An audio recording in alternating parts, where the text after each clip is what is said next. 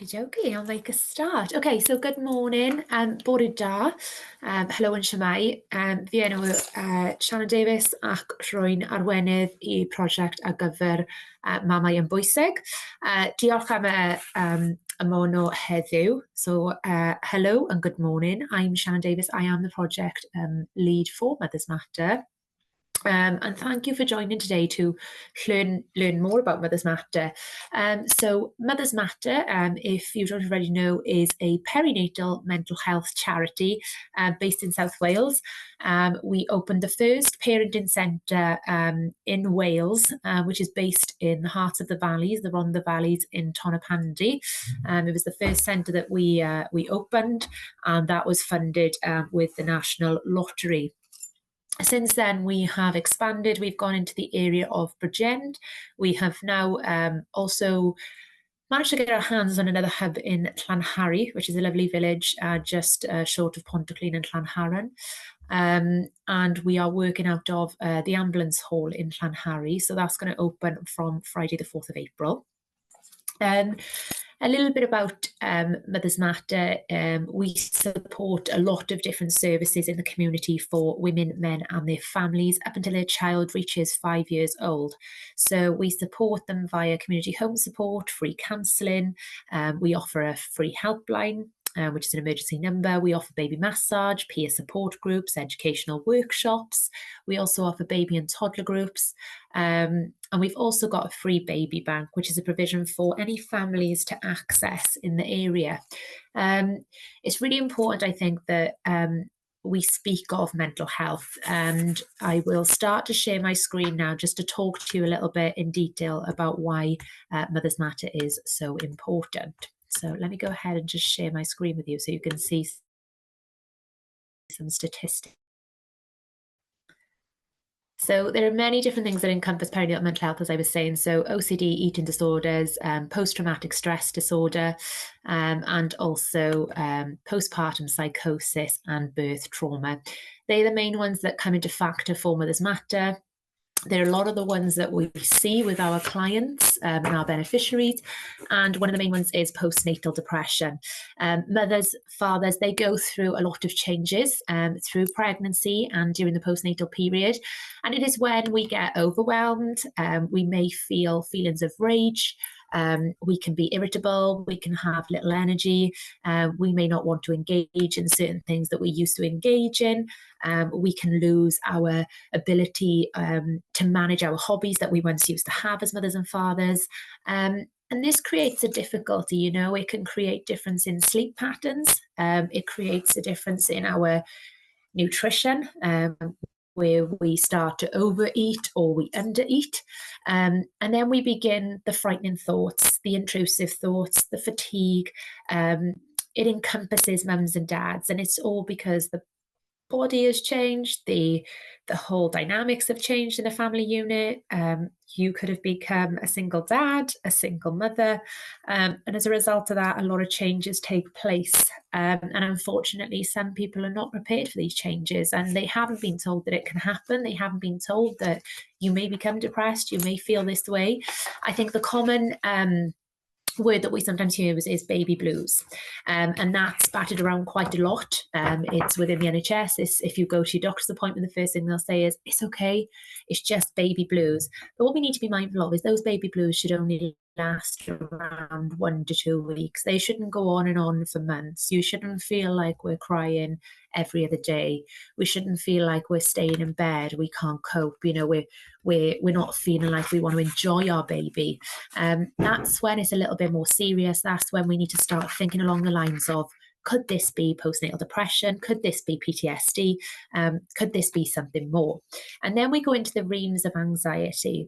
So anxiety is one of the ones that creep in on mums and dads, and it plays a big part. So it's when our thoughts are racing. It's an overwhelming sense of dread. It's a panic attack. It comes unexpectedly. You know, you could be out with the baby in the pram, and this feeling of overwhelmness is coming. You can't control it. You feel nauseous. Some people will be sick. You feel quite agitated, irritable. And it can just be an overwhelming sense of responsibility on becoming a parent, and that's quite a big step for some people. So another factor of it is feeling tense, anxious, and nervous. And trouble concentrating. So this is a big factor for mums. When you go into motherhood, it's almost like you should have everything together. However, it can fall apart very quickly. The second element of what we do with is obsessive compulsive disorder, which is your OCD, as it's normally known as. And OCD is believed to occur in 3% to 5% of women. For women with a past history of OCD, they're more likely to have a recurrent episode of OCD after childbirth. This is normally like 25 to 75%. So, it's quite a high margin. And when OCD symptoms develop in the postnatal period after delivery, they tend to persist for at least 6 months. So it is very, very important that we kind of address that and we get in there quick with that mum and we understand what that mother needs from us. These OCD elements are obsessive thoughts. They're very intrusive. It's almost thinking the worst is always going to happen. So it may mean that you think the baby's going to fall out of the cot. You're going to drop the baby. You're going to drive to Tesco and there's going to be a really serious car crash. You're not going to come home. There's excessive doubt about your ability to care for the baby. You can't cope as a parent. You worry if your partner goes back to work, are they going to come home? What if something bad happens on the way there? You worry constantly if somebody is to take care of the baby. So if you've got a babysitter, if you've got creche, your mother-in-law, father-in-law, mother, grandparents, it's an overwhelming thought process. And it's also the elements of cleaning repeatedly. So we talk about when mums have an anxiety of people touching their baby. When OCD becomes a part, it can almost overtake and over-encompass those feelings. So it's almost like you can't come anywhere in my space. I don't want you anywhere near my baby. I need to put a bubble around us. I don't want you to ever engage with me and my baby. And that can take some time for those things to suppress. It's also a very big thing of fear of feeling the baby's always going to be sick, fearing that your baby will die, fearing that you will die post-childbirth. So there's a lot that encompasses OCD, and our ambassador, Kimberly Nixon, is very much an ambassador in respect of OCD. She experienced this quite severely, and she talks about this very openly. To us and to our beneficiaries and to the population as well, because she's very passionate about explaining her story. The other thing we work with is eating disorders. Eating disorders can become prevalent during pregnancy and postnatally. They're a very important part of perinatal. So as you can imagine, your body is changing, your body is growing a baby. People are worried they're putting on weight. Average, you can put on up to 3 stone during the pregnancy period. That's because the placenta will weigh, the amniotic fluid will weigh, the baby will weigh, and your organs change shape and size, and you encompass a lot more hydration, and you do tend to eat more because you're nourishing 2 people, and you'll also start to produce breast milk as well. So there's a lot of things that come with that, and it's also an element of body dysmorphia. So as our bodies change as women, we tend to feel a lot more self-aware. We tend to feel that there's a lot more things going on, shall we say, that we weren't ready for, whether that's breast changes, stomach changes, leg changes, muscle density. We then have a hormone bouncing around called relaxin, which tends to take over and it can make people less likely to do exercise because they've got severe pains in their joints or severe pains in their muscles. And this can encompass that body change. So they almost feel they are being morphed into something that they didn't know would happen. So the other side of the coin is that people will almost become in fear of eating. They're already growing a large abdomen, their stomach is stretching, and they almost feel that they don't want to eat. So their eating habits become reduced. They don't eat what they should be eating. They become malnourished, and then obviously eating disorders play a part. It can also be that childhood trauma has kicked back in. So when we get pregnant, our emotions are really high. If some of you hear the term ACEs, adverse childhood experiences, they can then come into play, and this moment of dread of knowing that all those traumas are going to come back into play can start to bring in eating disorders. So 13% of new and expectant mothers will live with an eating disorder. And then we go on to talk about PTSD, which is something that encompassed my journey. postnatally. So post-traumatic stress disorder is estimated that 4 to 6% of people who give birth will develop PTSD following childbirth. One study found that overall around 3.1% of people who have given birth had PTSD. And when we say PTSD, it's a little bit more than just birth trauma. It's revisiting your labour and birth quite consistently. It's fear of, or it's avoidance of giving birth in the future. It's not making connections with people. You don't want to speak about your birth story. You tend to avoid that element. You don't want to share it. If people are sharing or they're oversharing, it's a trigger for you. You've got a poor self-image. You feel inadequate. You have difficulty eating meals, you have difficulty generally nutritioning yourself, exercising, and you have a lack of interest in pretty much everything, and you tend to become quite isolated. You also have difficulty bonding with your baby. It's almost a guilt as a result of what's happened, and you self-blame, and you tend to isolate, and you become very lonely. With the PTSD starts to encompass the postnatal depression, which is what I spoke about initially. And then it's almost like you start to avoid all the norms. So for myself, it was avoidance of GP practices. It was avoidance of hospitals. It was avoidance of anything that would bring the trigger back to myself. And that's quite a common denominator across people who suffer birth trauma, is we tend to avoid the situations that once made us very emotional, and very distant, whether that's to our partner, family, friends. We tend to avoid those norms. And the other element of it is hallucination. It's not a hallucination in the way of psychosis, but what we do is we re-video everything that once went on. So we keep over-processing exactly what happened to us. We may wake up with nightmares, we'll have flashbacks, we'll almost keep reprogramming the brain to see those things that happen to us. And unfortunately, the brain is in such distress, we can't actually process what went on. And this is when direct intervention is needed from psychotherapists, psychiatrics, in order to understand how the brain is processing that information. And this is where CBT techniques, coping mechanisms, your EMDR therapies come into play to support those mums and dads. And then we go into birth trauma. Birth trauma is something that anyone can experience, really. It could be anyone within that delivery room. So if you have a mum, a dad, a grandmother, an auntie and uncle, your sister, your brother, who is in that delivery room with you, they can experience birth trauma. It's something where you re-experience a traumatic event. So say, for instance, you've had your partner is within the room with you, they've seen you lose a high amount of blood during delivery, and unfortunately that has stayed with them. That is classed as birth trauma. That's something that they need to digest, it's something that they need to talk about, and we categorise that as birth trauma. So in the UK, we say 15.7% of people will develop some kind of birth trauma. And that's quite high. And generally our clientele within Mothers Matter will always speak of some form of birth trauma relating to their anxiety or postnatal depression. And it also creates a hypervigilance where mums and dads are always on edge of the worst happening. So say, for instance, you have a dad that is within that birth delivery room. Mum has been wheeled away into theatre because she needs an emergency C-section. He's been told, actually, right now you can't come in. Please stay where you are. A few hours pass, a few moments pass. He knows nothing. That is then creating a hypervigilance. So as that mum comes back from theatre and they go home and they start their new life as a mother and father, this hypervigilance is constantly there. They're constantly on overdrive of, am I going to lose you at any point? What is the worst case scenario that could happen here?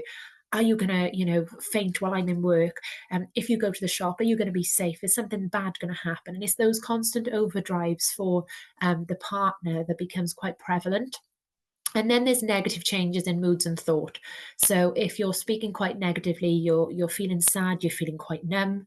And it can also be the case that a partner disassociates the birth. So whereas, the person who has given birth is very talkative, I went through this, I went through that, this is what happened, I didn't know what's happening next. You've then got a partner that sits there going, I don't want to talk about it. I don't want to talk about it. And when you try to talk about it, they suppress it. and they almost feel like they can't say exactly how they're feeling. And this is very common for dads. Dads tend to not talk about their thoughts and feelings. Masculinity is a huge part of that. And it's also because they feel as if, they must dominate the household. They must hold this masculine stance, and they have to protect and uphold their family unit. And if they were to crumble and they were to crash, how would the mother feel? So they hold it together for the sake of their partner. But what we try and do at Mothers Matter is to bring those thoughts and feelings out into the open, because if we don't speak about them, then those thoughts and feelings get on greater. And in later life, those do come out as adverse experiences, not childhood ones, but adult ones, which is something that we're currently monitoring through our services. And then something else which I suffered, which I think is a really important one to discuss, is postpartum psychosis. Postpartum psychosis is a serious mental health illness. It can affect someone as soon as they've given a baby, and it affects 1 in 1,000 women. Psychosis is a medical emergency, and it worsens very, very quickly. If you know or you ever expect it, it is an emergency. You need a healthcare to intervene ASAP. You can suffer hallucinations, you can hear things, you can see things, you can smell things, and you can feel things that are not there. It almost creates a very intense paranoia that is very hard to control. You feel disorientated, you feel confused, you're not in full control. The things that happen are very delusional and are false beliefs. It's almost like a mania. It's a very manic mood where you go from feeling high to feeling low. And you have a lot of racing thoughts, and these racing thoughts can encompass you, and you really can't control them. Unfortunately, they spiral, and then they tend to get really out of hand. You then got feelings of restlessness, agitated, which is when it encompasses with when you have a chat with your partner. They tend to see it very quickly. And luckily, my partner was able to identify that something was very wrong. And I was talking of, losing your inhibitions, not being present in that moment in time. Reckless behavior. I was leaving the house with no shoes on, with my pajamas, which is something I would never do if I was corpus mentis. I was going for long walks. I wasn't coming back. And then when I came back, they would almost say, well, where have you been? And I'd say, well, I don't know. Where have I been? And you'd also feel like other people were controlling your thoughts. So I had the feelings of people were talking about me on the radio. I would be watching EastEnders, and I would believe that the people on there were talking about me. If I went out in public, I would say, why are they talking about me? Why are they saying that I'm a bad mum? And that was never happening. But unfortunately, as the psychosis sets in, you start to believe everything that's not really there. And you also are very suspicious of other people's behavior. So when they talk about a drug-induced psychosis, which can happen obviously with individuals, it is very real, it is very, very prevalent, and it's important that emergency medical help is sought as a matter of priority, really. So I'm going to try and share with you now my slides again, if it's going to allow me. Let me know in the chat if you can't see them. So I'm going to check that they do share.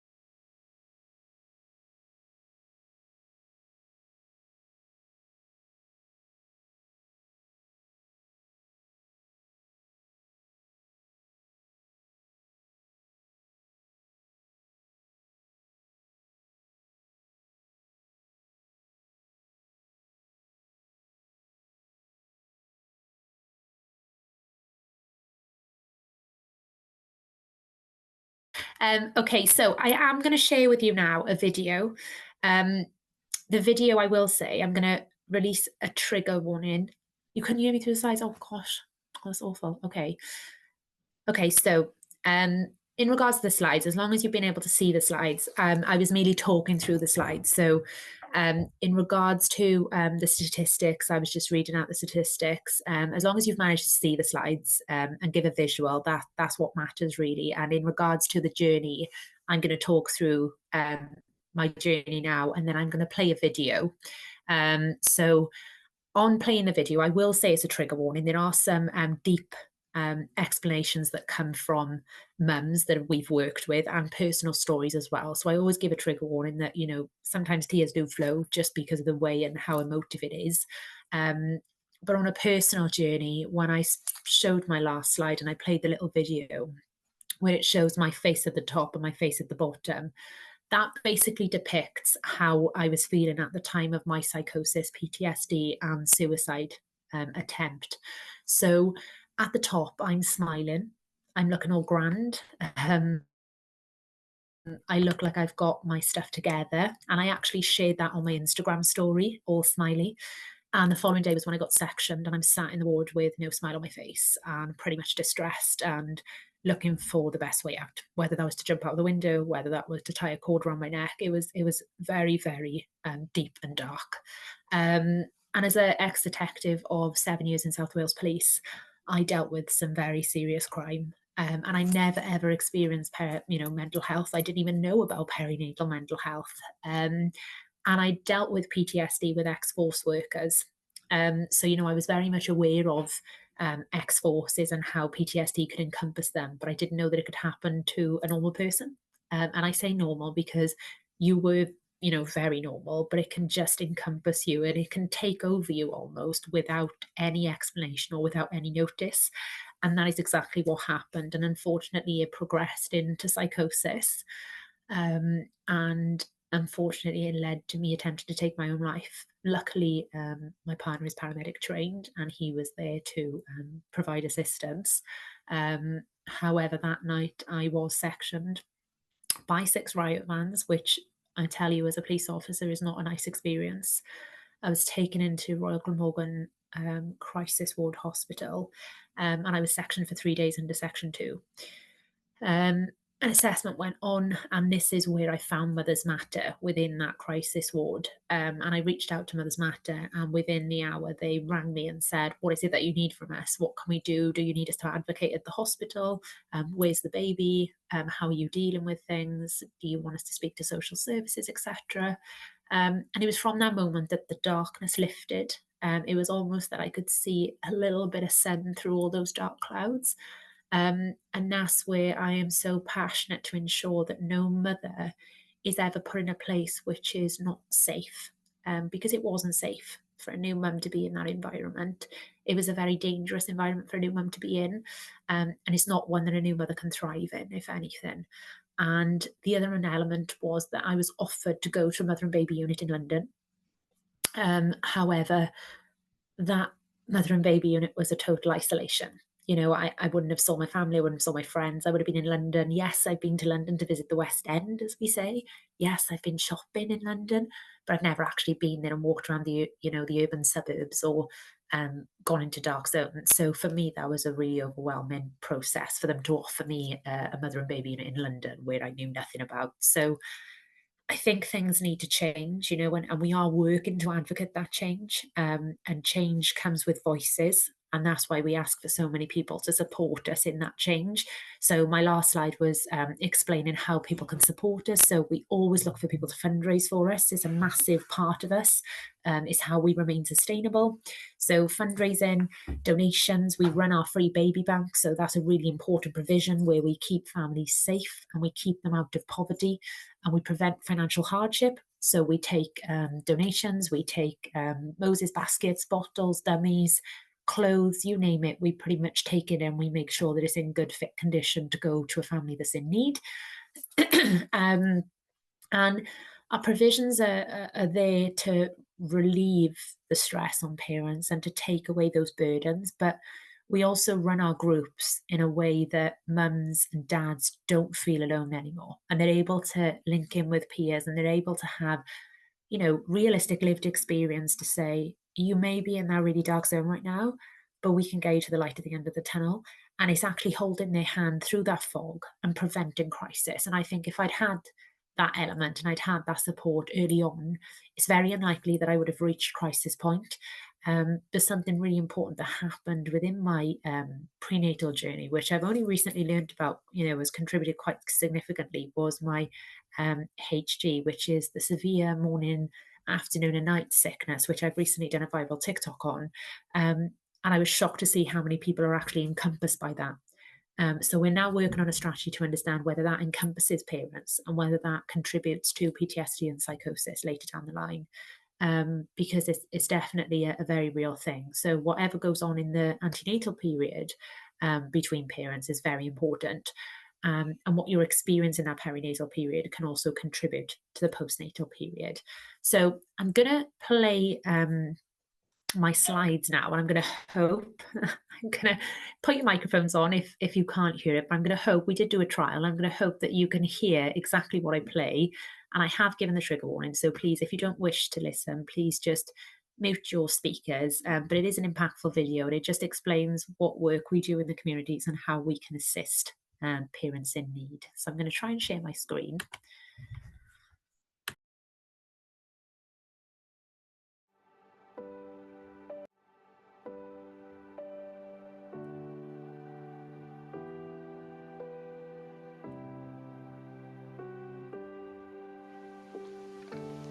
Beautiful. You ready to go? Yeah, go ahead. Whenever you're ready. For me, I lost a lot of self-confidence, a lot of self-belief after having my daughter. I lost my little boy, Griffith, in 2021, the 17th of September. I was 41 weeks.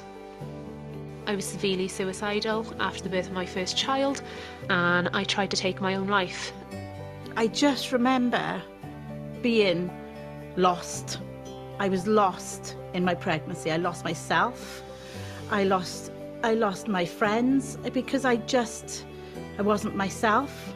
I was looking into it for a little bit and decided to come to one of their groups one day, full of anxiety, and honestly, it just completely changed my life. And as soon as I walked through that door, I just had a cup of tea and an arm round me, and they took the baby off me. They just helped and made me feel safe. There's always someone out there that will listen and understand.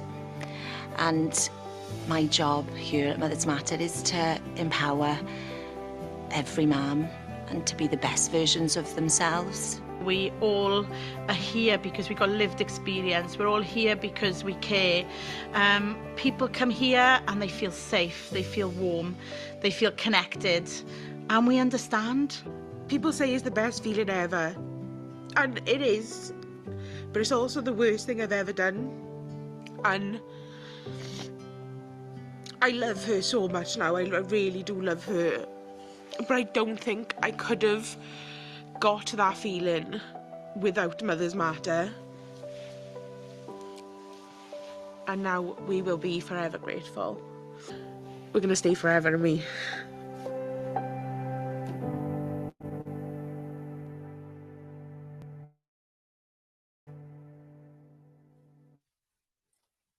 Okay, so I hope you could hear those lovely words from our beneficiaries.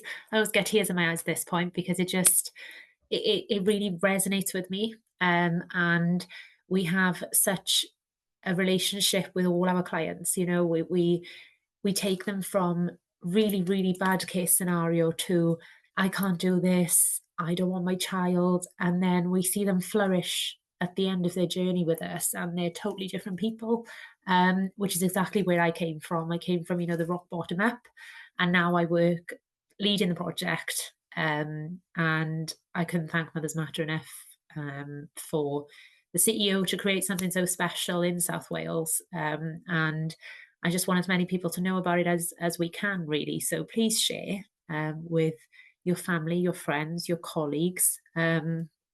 It's really important that people know about us, and it's really important that people know that we're there, and that we get in early. And if there are people who use your services, and you think they would benefit from a talk, please reach out to me. Please reach out to me. I am more than happy to come and speak to young people, to parents, to businesses. Should you work alongside anyone, please let me know, and I'm happy to come along and explain to them why supporting parents is so important, and being aware of perinatal mental health, because had I have not gone through my own journey, I wouldn't have a clue about perinatal mental health. I think I probably would have ignored it today because I didn't realize how serious it was. So I just want to say thank you for staying and listening. It's such an important topic. I'm going to put my details up on the screen quickly just so you can capture them should you need them. And then if there are any questions, I will take any questions.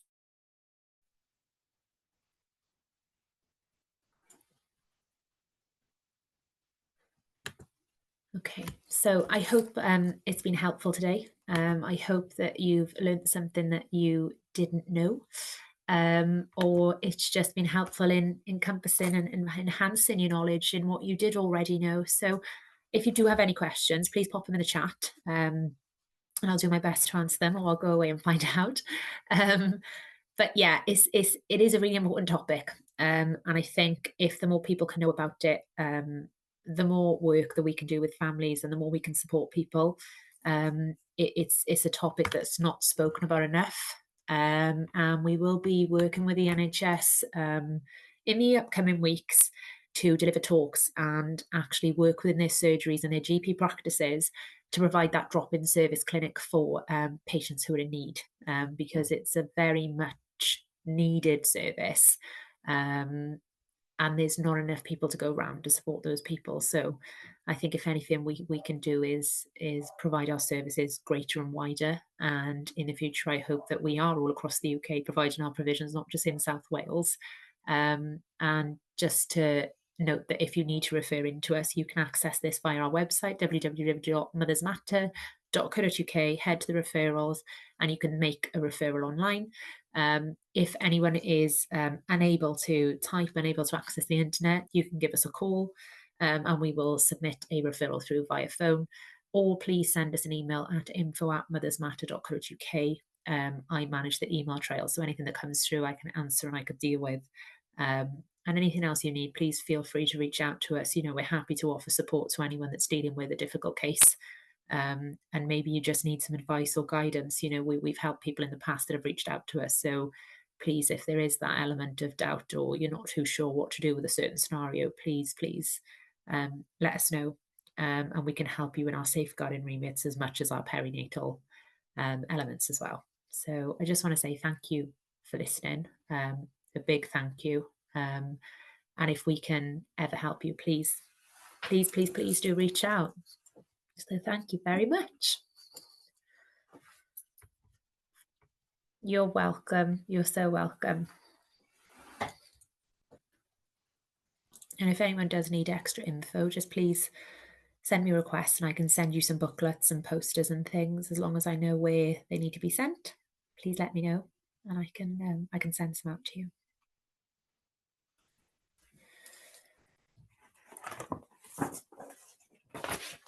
We also, just as FYIs, we do run paediatric first aid classes as well. So if you do have anyone that is in need of understanding paediatric first aid and child first aid, and if it's an anxiety for any individuals, let us know and I can pop them onto a course with us. Thank you so much. Lovely to see you all. Thanks so much. Thanks for listening.